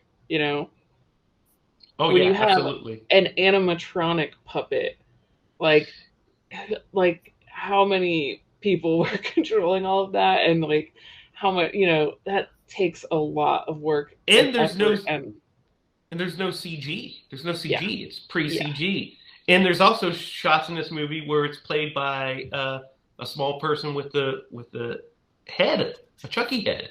Mm-hmm. So they were very creative to make this work, and they did a great job. So he finds her and tells her that finds her at Charles Lee Ray's house, and it's like painted. They have painted walls, and they have all this stuff. And on the wall it says, "Thank Damballa for life after death." So here's the. Sorry, go ahead. I got it. Also, this is where we start to get the inkling that he's into voodoo. He's into like how that stuff works. Yeah. What were you going to say, Derek? Okay, so I completely did not recall this specific scene. That's mainly because I haven't seen it in like 15 years, and I was much younger. But the murals that he paints in his house are real creepy, but so cool. And it really gives you a glimpse into like his psyche and his perspective. I also thought it could have been a cool idea. Like they took a route where, and we'll get to it in a second, where he was an understudy of somebody else who taught him these things. It would have been a really cool idea if he had been like alive for a very long time like not have him be the under. This was just a thought, but if he had been like jumping from life to life, it would have been really that cool. would be the same story for sure. No, But, I think it would yeah. have flowed. I mean, it would have changed this like last little piece here, but like everything up to it, like him where he's like, I gotta find a body at the very beginning. I gotta find somebody. And I think would have been a really cool like take on this as well. Just a thought out there, but I really liked this scene, and I completely missed it when I was younger. Yeah, it's like such a strange like concept. I like that idea that like if he would have like it would have been a different story for sure if he would have been much older. Like, and I think he would have been so much darker, and it would have been a lot darker. Yeah, it would have changed a lot of things also because he would have just transferred his soul into Andy the first night he met him because he would know how to do that. Yeah, but that's true. He doesn't know any of this yet, so that's why. It makes it fun that like because even though Chucky is terrifying and evil, you still are like attached to him because he's like the main point of the movie. Yeah, well, he's also trying to figure the shit out the same as we are. Yeah. So he ends up. We find out that there's this guy named John, who is his teacher, his mentor, that taught him this stuff. And we also find out that John is not evil, by the way. John is not evil. And so they're like, we got to find this guy before Chucky does. And we see Chucky showing up at John. This is the showcase, by the way, of the animatronics, this scene here. This is the showcase of it. Because it's in great lighting. It's like just bright lighting. And just out there on Front Street. And we see, and it's acting. It's acting. And it's so cool. He comes up to him and he's like, hey, I need you to... He's like, so I was told that I couldn't be hurt. I thought I couldn't be hurt. But then last night, this happened. This cop shot me, and it fucking hurt. And I'm bleeding. What's going on? And he tells him, you're turning human. If you stay in that, he's like, you'll be stuck in that body, essentially. If you don't get out of it, that's the body you're going to be stuck in. And he says, well, how do I get out? And John says, I'm not telling you anything because you're evil. You corrupted the things I taught you, and you're an abomination against nature. And then Chucky, he's like, so you must be stopped. He goes to call the police. And Chucky's like, oh, well, I have this fucking voodoo doll of you. So he starts breaking... a backup plan. Starts breaking old boy's like legs and arms and wanting him to tell him. And he says, maybe you shouldn't tell your customers where you hide these things. And then he... ends up telling him, you have to transfer your soul to the first person who told you, or who you told your true identity to. So he's like, oh, I've always wanted, I get to be 6 years old again. And then he says, I've got a date with a 6-year-old boy. And then stabs the voodoo doll. And old John starts bleeding everywhere and is dead. What do you guys think of this sequence here? It's pretty freaky. It's such a crazy concept. Like, I feel like before I watched Chucky, I heard, as a kid, you like hear about horror movies and all that, and like, from like older kids talking about it or whatever. And I feel like I never put that together that that's how Chucky became Chucky. Like as a kid, you're like, oh, it's a killer doll. It's scary. It's spooky. Whatever. Scary already. Yeah. But he's a human in a doll. And I think that's different than any other like scary doll movies where you usually have a doll that's like sounds like a doll, it sounds like a little by kid. The devil. Yeah, I mean it always has that like little kid voice, and I think that's what's so shocking about this one is that it's a full-grown man, serial killer, angry, evil person who is into some dark magic. Yeah. It's so freaky. What do you think, Derek? Well, compared to the mythical story that I developed, this fits perfectly with the story that we got. And it does a great way of explaining, you know, how he learned all this. I love the fact that that guy was like, you know, you, to your point, corrupted everything that I ever taught you. I love that he calls it an abomination. That's fantastic. And the voodoo doll is just kind of the icing on the cake. But the one thing, and it Fun, doesn't right? happen. Yeah, and it doesn't happen here.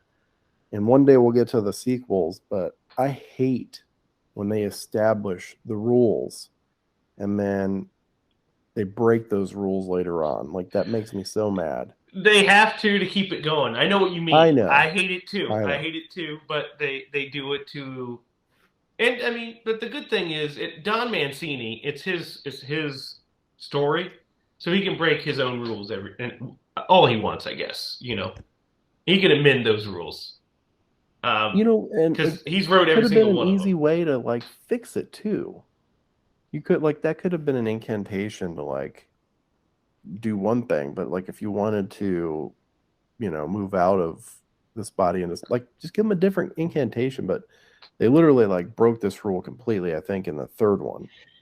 Yeah, they do in the third one. But But then anyway, this part is again, it's great. It keeps the story moving forward. Everything kind of makes sense in the realm of what we're currently watching, and it's I like fun. it a lot. I think the voodoo doll death is fun. Oh yeah. That he just is breaking his arms and torturing him to get the information by hurting the doll. And it's, I want a voodoo the doll. irony of a doll hurting the doll is also great. Yeah, there is some irony there. Just a hat on a hat. So yeah, so at this point he knows that he has to go to Andy. So Andy's still in the psychiatric hospital, and he fucking sees Chucky coming out, climbing up, trying to get to him, and he's like, nope. He's like, and so he tells everybody, Chucky's coming to kill me. I've got to get out of here. Chucky's coming to kill me because he ratted him out. I've got to get out of here. And nobody, of course, believes him. So this doctor is trying to stop him, and Andy ends up escaping into this room. We get this cool little suspenseful scene where Andy's in this medical room by himself, and he picks up a scalpel, and he's kind of walking around. And there's this is where I think Alex Vincent's little acting is great. Like, he's looking around, he looks so scared, and he falls and tumbles back. And then Chucky attacks him and fights with him a little bit. The doctor comes in and grabs him, and he's trying to give Andy a shot to put him under. He's like, nobody's going to hurt you, blah, blah. Nobody's going to hurt you. And then Chucky comes with the scalpel and slices his leg and then puts on an electroshock hat on the dude, like the little thing. And shocks him to death and makes his face bleed. What do you guys think of this sequence? I think it's so, like you said, that performance that they get out of such a young kid it's such a genuine performance. It's crazy to see that. And it's like, but you don't feel like he's actually, I don't know, there's something about that performance that I really love. Because it's like, you almost just wanted to be there to experience it. I bet it was something else to see, just a kid just crying on command, and not actually being in any danger, I enjoy watching children cry. I don't know. I just think it's so fascinating that when you see a kid act, and it's like, what? How? I mean, he did such a good job. Blows my mind. And sorry, I just have one more thing.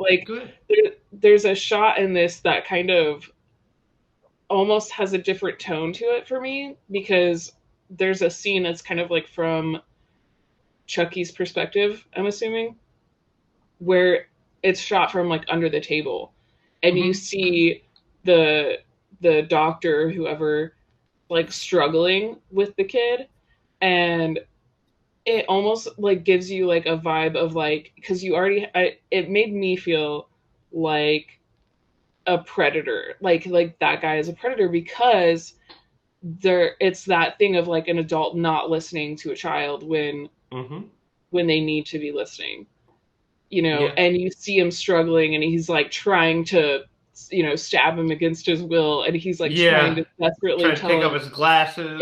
And something about that shot of like under the table where you just see his legs like flailing. I'm like, it was like a flash of like, there's this other thing trying to be said here in this scene, I feel like. And then you just get like for me, it was like when he gets electrocuted, I was like, whew, thank goodness he was electrocuted. Like, you almost feel like a relief from that. That's how I felt personally about this scene. Derek, what do you think? I think it's it's certainly an art form, and especially, this is going to rely on the director, but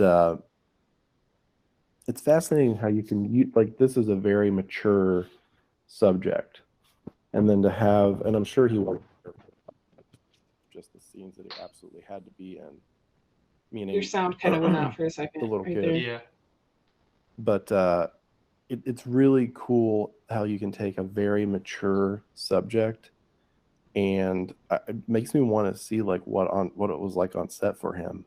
Because I could see where if he gets a glimpse of the wrong thing, like, it might be scarring to a little kid.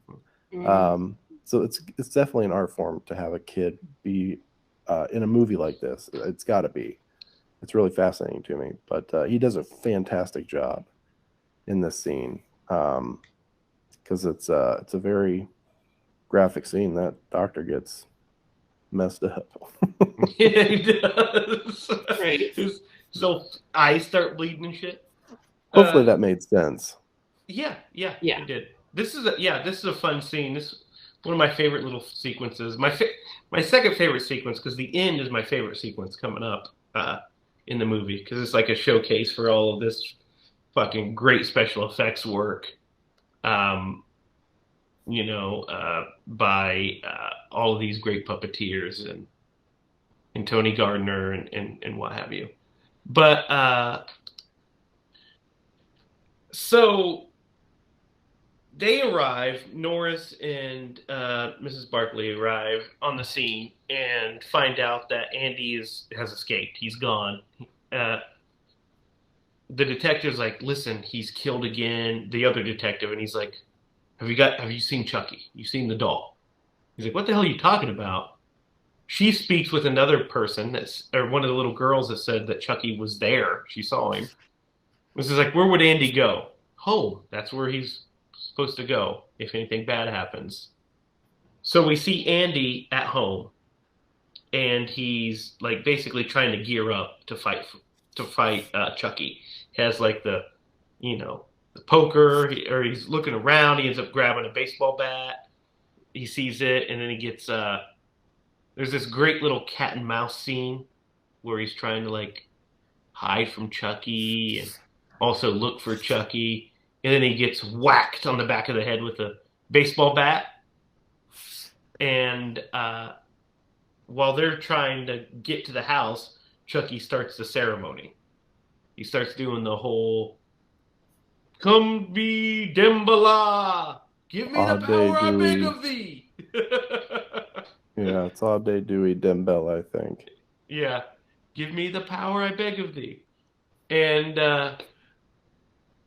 so the lightning starts coming. The dark clouds start forming, and they break in and are able to stop Chucky. She grabs him. He tries to fight her off. Norris grabs him and throws him away.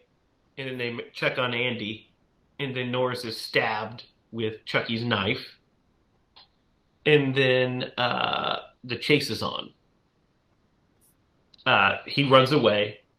Norris tries to chase him down, follows him into the bedroom. He appears up with that baseball bat and smacks him in the stomach with it, and then in the head, knocks him out. And then he goes and fights with Andy and Mrs. Barkley, and she ends up forcing him into the fireplace and locks him in with the gate and holds a piece of wood there, and it's telling Andy to light it, so he grabs a match and he's lighting it, and Chucky says, "No, wait, Andy. We're friends to the end, remember?" And Andy says, "This is the end, friend." There's the match in and lights him up. What do you guys think of this whole bit? I was so amazed that line got in the final. Well, the original scripted line was actually, "Fuck you, friend." Oh, shit, really? That was the original scripted line, was "Fuck you, friend." And Tom Holland was like, ah. The parents were kind of uncomfortable with him. He's like, "No, you know what, this is better. Instead, say, 'This is the end, friend.'" It's such a, cool guy quote moment. I love it. Oh my gosh, it's so adorable. It's too adorable is what the problem is for me. It's just too adorable that he says that. It's like, it took me out of it a little bit, because I was just like, wait, you just say that so cute. No, yeah, I think that it's absolutely perfect, because the slogan is "Friends to the end," and then it's beautiful. It's fantastic. I'm glad that is the way that they chose to go. Yeah, this is the end, friend. Yeah. Yep. So Chucky gets engulfed in flames, and he lays there and dies, quote unquote. And they go in and check on Norris, and Andy goes to get the first aid kit, and Chucky is gone. So he ends up tripping Andy when he's on his way back, and we see this fucking great burnt Chucky. What do you guys think of burnt Chucky? So cool. So freaky. Great pan-up shot of him, too. Yeah, his mouth and his eyes are like really the thing that you focus in on when they pan in on him, and it's like you can see globs of melted plastic on him still. And the way his mouth moves, and his eyes are like real human eyes, like they're very like clearly human, and so, at the beginning they were doll eyes, and he's just see him become more and more human, and then see him burnt up is so freaky. Ugh. Awesome. Do you know why this movie would not be as good if they did the exact same story? Why this movie would not be as good if they made it today? They would use CGI. They would have put CGI in this, man, and it would have messed it up, because this is a thing of beauty. Like, that is a scary sight. Like, it's legit. Like, I watched it today, and I remember thinking, like, this is a pretty scary movie. Like, I would have been freaked out if I was watching this for the first time in the 80s and I hadn't seen anything quite like it before. I would have been like, what the fuck? But it's so good. I was so blown away by this movie because I haven't seen it in a long time. Yeah, I love Burnt Chucky. He's such a great image. This is the end of this movie is very Terminator-esque, and I think purposely so. And it makes it super scary that he's so unkillable. So he ends up getting the shit blown out of him by Mrs. Barkley with that with the pistol, the Magnum, essentially, like a revolver, and shoots off his arm, shoots off his head, blows off his head, blows off his leg, and then she goes over his writhing corpse and unloads the rest of the bullets into his back. And stuffing pops out, and he just quits moving. And they go in to check on Norris again, and the detective comes in, and they're like, "What's going on?" And he's like, this is crazy. So he comes in and he asks what the deal is, and they tell him that she's right, the doll's alive. And he's like, go and look out there in the hallway. So he does, and he sees the burnt remains, and he picks up Chucky's head. He touches it a couple times. Not to touch it. He says, "Don't touch anything." He's like, "You hear me? Don't touch it." So he picks it up, he puts it on the TV, and Nora says, "I thought I told you specifically not to touch it." And he's like, "Look, it's just a doll. You're crazy." Then Chucky's torso pops out of the vent and starts strangling the dude. His head flies across the room, and his head is talking to his body and yelling, "Kill him! Kill him! Kill them all! Strangle him! Kill him!" And he ends up getting the body thrown, and the torso stands up again, and he's like, "I'm gonna kill you."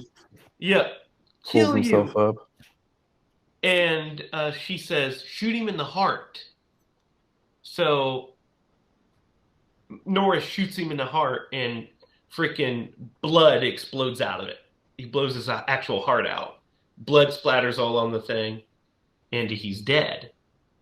And the other detective says, Norris says, "Now do you believe me?" And he said, "Yeah, I do. But who's going to believe me?" Right. And they leave the room, and as they're leaving, Andy makes one last glance at Chucky, and we freeze frame for the ending. What do you guys think of the ending of this movie? Love it. I love it as well.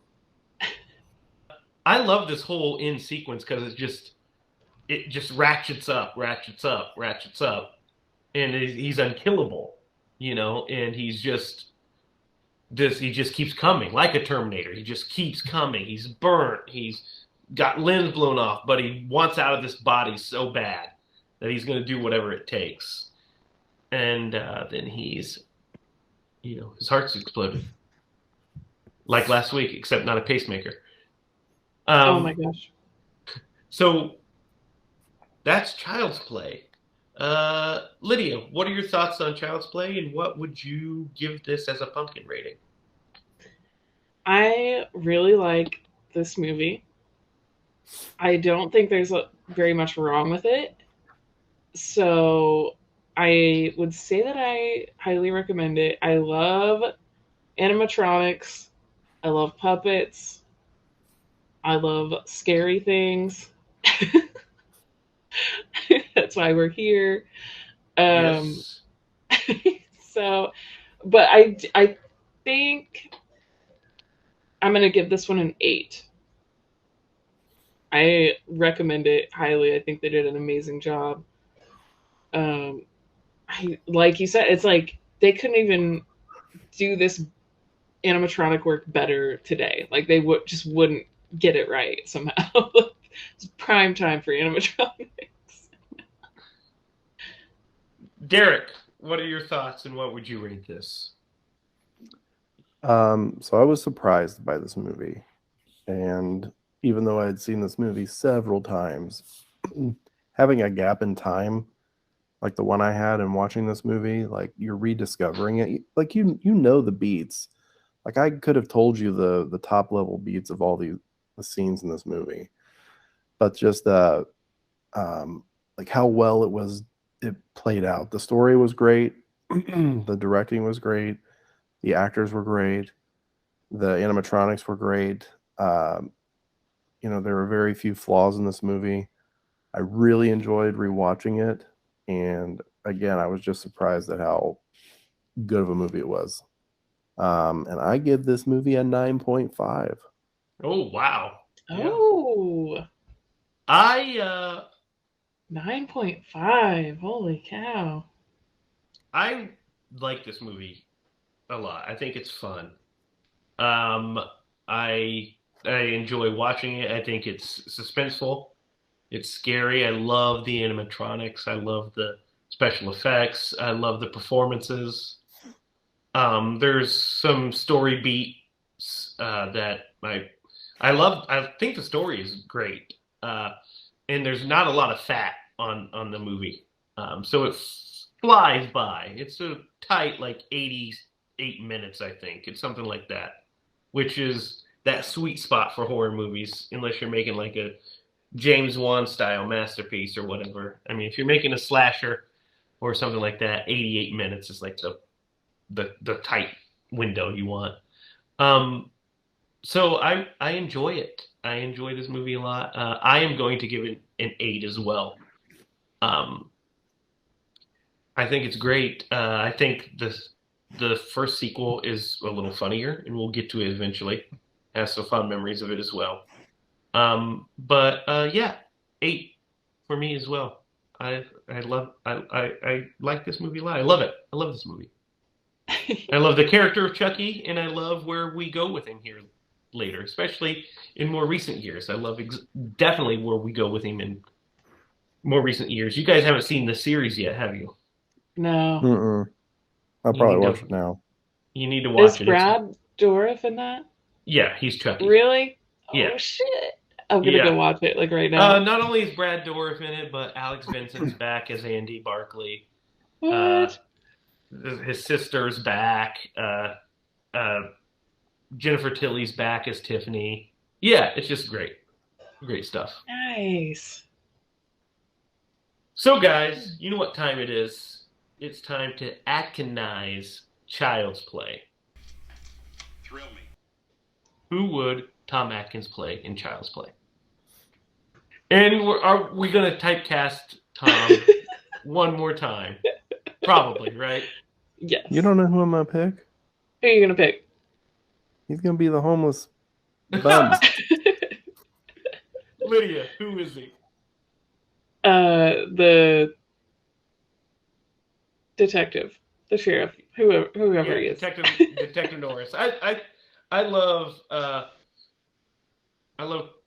Chris in this movie a lot. I think he's great.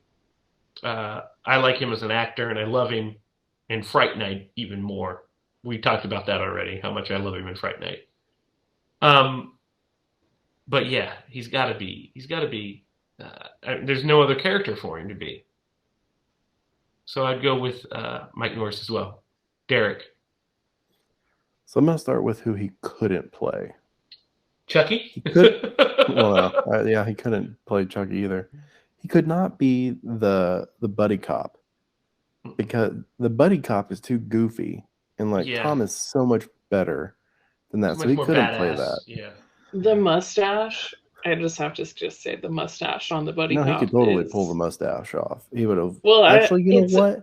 He would have upgraded that character quite a bit.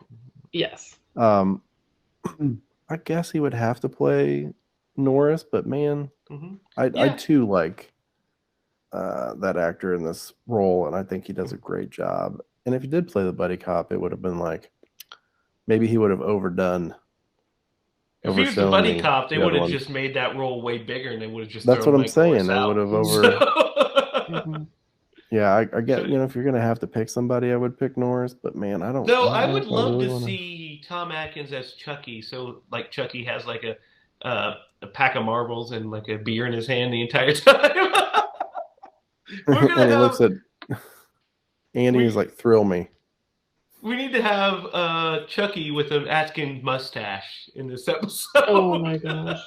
Oh, I will tell you a scene that stood out to me in this movie. Whenever he's in the car right before he gets strangled, and he pushes in the lighter, and you see those cigarette butts in the little ashtray. Oh my god, it freaked me out. It's so gross. It's terrible. Scariest part of the movie. Fear is literal fear. It's a phobia of cigarettes. It's a strong dislike. I don't know if I would go with phobia. We have a short that involves cigarettes, and I don't know how we're gonna shoot that one with Derek, but we'll get there. We'll figure it out, right, Derek? Yeah, we'll figure it out. I'll put my big boy pants on. So, guys, I've been giving a lot of thought onto what movie we should do next week. There's a couple of different ones I was thinking about. And I waffled on it, went back and forth. I even talked to Derek about it earlier. But I just wanted to give one last look to see if I was going to waffle again. But I'm not. So next week, we are going to watch Don Consarelli's 1979 classic, Phantasm. Phantasm? Phantasm. All right. You've never seen Phantasm, Fantastic. right, Lydia? I've never seen it. Great. So this will be your first viewing. Derek and I have seen Phantasm throughout the years, right, Derek? Mm-hmm. So we're going to give that one. So Phantasm, it is available on Shudder, I do believe. And I think they're also on a different streaming platform as well, but they're on Shudder. So all the Phantasms, or at least most of them. I think one of them, 2 isn't on Shudder because it's Universal. It's owned by Universal. But the rest of them are on Shudder. So next week, be sure to watch Phantasm. I can't wait to have you watch this, Lydia. I can't wait to get your reaction. This is going to be a fun one. Don't you think, Derek? Yep. I'm scared.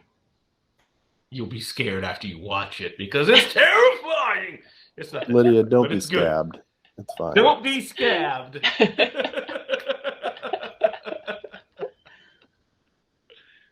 Don't be scabbed.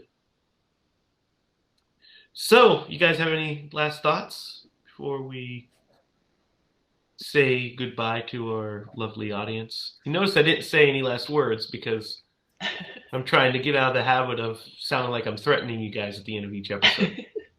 He holds us hostage every week. Yes, What do I you do. want on your tombstone? Pepperoni and sausage. Perfect. Nailed I it. remember those commercials. Those were great. So I think that's it for this episode. Be sure to like, share, subscribe, comment down below, share it with your friends. Let's grow the podcast as big and wide as it can be. You can find us on line at hylaproductions.com. There we have all of our shorts. And an archive of the episodes. You can find us on Facebook at Hyla Productions. You can find us on Instagram at Screen Bloody Movies. You can find us. You can find me on Twitter at Racket. And you can find Derek on Twitter at DDogLeeMaster.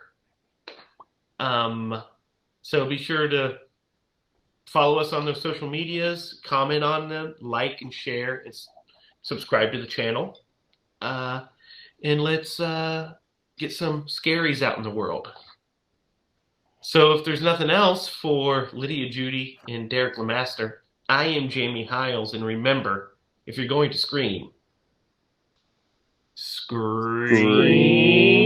bloody movies. Scream bloody movies. Good night, folks.